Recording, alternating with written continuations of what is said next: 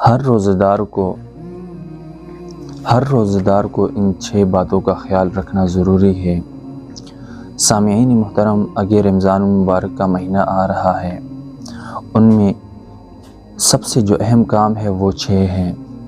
جس انسان نے اور جس مسلمان نے روزہ رکھا ہو تو اس کو یہ 6 باتوں کا خیال رکھنا بہت ہی اہم اور ضروری ہے۔ ان میں سب سے پہلی جو ہے وہ نظر ہے۔ جو انسان اس نظر کی حفاظت کرے گا سامعین محترم، تو وہ روزہ بھی صحیح طریقے سے ادا کرے گا۔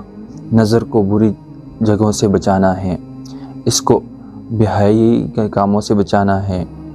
جس نے اس نظر کی حفاظت کی تو اس کا روزہ بھی صحیح طریقے سے ہوگا، اور جس نے اس نظر کی حفاظت نہیں کی، یعنی فحاشیاں دیکھنا شروع کر دیا، غلط چیزیں دیکھنا شروع کر دیا۔ اور ایک حدیث مبارک کے اندر آتا ہے کہ یہ نظر شیطان کی تیروں میں سے ایک تیر ہے۔ سامعین گرامی، اگر اور تیر دیکھیں، تیر کے بارے میں آپ خود سمجھیں کہ تیر کہاں لگتا ہے۔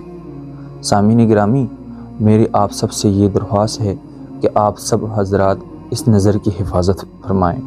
نمبر 2 کہ وہ زبان کی حفاظت کریں۔ زبان کس طرح؟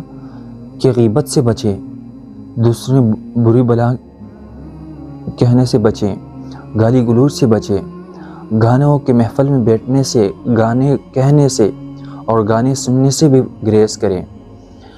حضور صلی اللہ علیہ وسلم کے دور میں دو عورتوں نے روزہ رکھا ہوا تھا، تو حضور صلی اللہ علیہ وسلم کے پاس صحابہ اکرام رضوان اللہ تعالی علیہم اجمعین ایک خط لے کر آئے کہ ان دو عورتوں پر روزہ بہت ہی سخت ہوا ہے۔ اس حالت تک پہنچ کے ان کی طبیعت کی موت تک آ گئی ہے بات۔ رسول اللہ صلی اللہ علیہ وسلم نے جب یہ خبر سنی تو حضور صلی اللہ علیہ وآلہ وسلم نے ایک پیالہ ان کے سامنے پیش فرمایا اور صحابہ سے عرض کیا کہ اے صحابہ، جا کے یہ پیالہ ان عورتوں کو دو اور کہو کہ اس میں قے کرے۔ جب ان عورتوں نے اس پیالے کے اندر قے کیا سامعین گرامی، تو ان کی منہ سے خون کے لوٹلے اور گوشت نکلنے لگا، تازہ گوشت، جس طرح کہ ابھی اس نے کھایا۔ حالانکہ روزے کی حالت میں تھے، صحابہ بھی حیران اور وہ عورتیں بھی حیران ہو رہ گئی کہ یہ کیا معاشرہ ہے۔ تو حضور صلی اللہ علیہ وسلم کے پاس جب یہ معاشرہ اور یہی بات پیش فرمائی تو حضور صلی اللہ علیہ وآلہ وسلم نے کیا فرمایا؟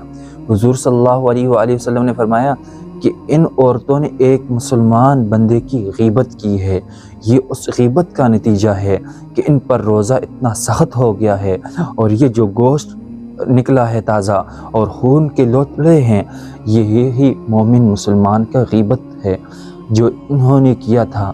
سامعین گرامی، یہ حضور صلی اللہ علیہ وآلہ وسلم کا معجزہ تھا کہ اللہ پاک نے ان کے سامنے غیبت کا یہ نمونہ پیش فرمایا کہ حضور صلی اللہ علیہ وسلم کے دور میں جب غیبت کیا ان عورتوں نے تو اللہ نے کیسے سامنے ظاہر فرما دیا کہ یہ اس کے نقصانات ہے۔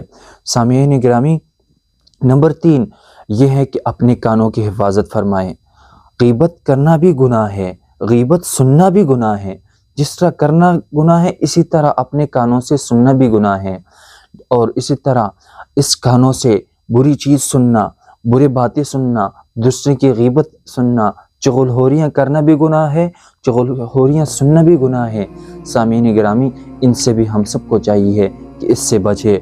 اور نمبر 4 کہ اپنے جسم کے اعضاء جو ہیں، پاؤں ہے، ہاتھ ہے، ان کو بری جگہوں سے بچائیں۔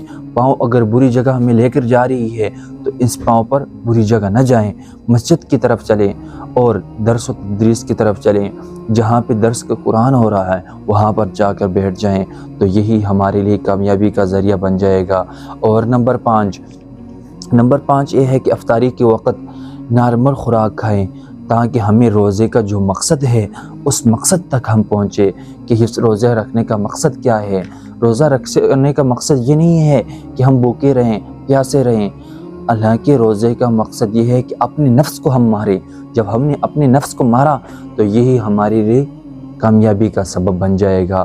اور نمبر 6 یہ ہے کہ جب روزہ افطار کر لیا تو اللہ کے سامنے گڑگڑائیں، اور روزہ افطار کرنے کے بعد اللہ کے سامنے روئے کہ یا اللہ جس طرح روزہ رکھنے کا حق تھا ہم نے اس طرح نہیں رکھ سکا، اس میں کچھ کمیاں ہوگی، کچھ خطا ہوگی، یا اللہ تو معاف فرما، یا اللہ تو معاف کرنے والا ہے، یا اللہ تو غفور الرحیم ہے، یا اللہ تو بخشنے والا ہے۔